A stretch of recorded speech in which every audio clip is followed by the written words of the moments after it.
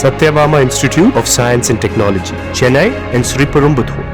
குலசேகரன் பட்டினத்தில் பூமி பூஜையுடன் தொடங்கிய இஸ்ரோவின் ராக்கெட் ஏவுதள கட்டுமான பணிகள் அது குறித்த கள நிலவரத்தை விவரிக்க இணைகிறார் செய்தியாளர் பவானி. பவானி, வணக்கம். கூடுதல் தகவல்கள்.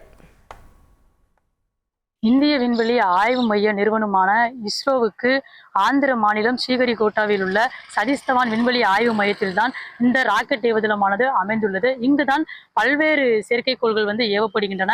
பிஎஸ்எல்வி, எஸ்எஸ்எல்வி உள்ளிட்ட ராக்கெட்களின் உதவிகளின் மூலம் இந்த செயற்கைக்கோள்கள் ஏவப்படுகின்றன. இந்நாட்டின் இரண்டாவது ராக்கெட் ஏவுதளத்தை அமைப்பதற்காக இஸ்ரோ ஈடுபட்டிருக்கின்றது.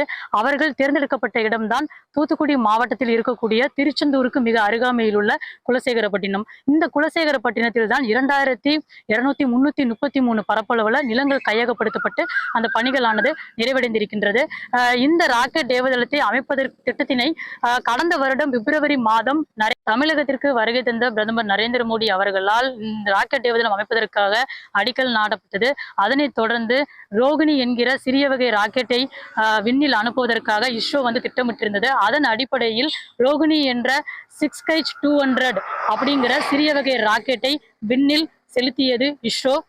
அதனைத் தொடர்ந்து இந்த சிறிய வகை ராக்கெட் ஆனது விண்வெளியில் இருக்கக்கூடிய வளிமண்டலத்தை ஆய்வு செய்வதற்காகவும், மேலும் 75.24 கிலோமீட்டர் உயரத்தையும் 121.42 கிலோமீட்டர் தூரத்தையும் எட்டி கடலில் விழுந்தது. இந்த ராக்கெட் ஆனது வெற்றிகரமாக விண்ணில் செலுத்தப்பட்டது.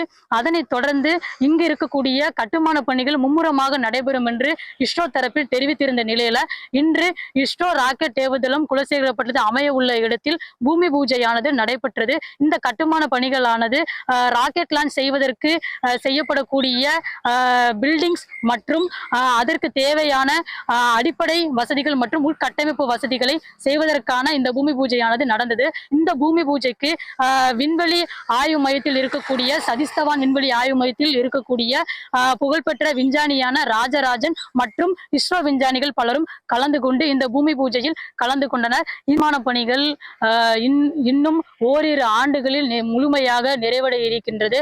அப்படி நிறைவடைந்தால் ஆந்திர மாநிலம் ஸ்ரீஹரிகோட்டாவில் இருக்கக்கூடிய ராக்கெட் ஏவுதளத்திற்கு இணையாக தூத்துக்குடி மாவட்டத்தில் இருக்கக்கூடிய இந்த குலசேகரப்பட்டினம் ராக்கெட் ஏவுதளம் இருக்கும் என்பதில் எந்த ஒரு ஐயப்பாடும் இல்லை. தகவல்களுக்கு நன்றி Bhavani. Satyabama Institute of Science and Technology, Chennai and Sriperumbudur.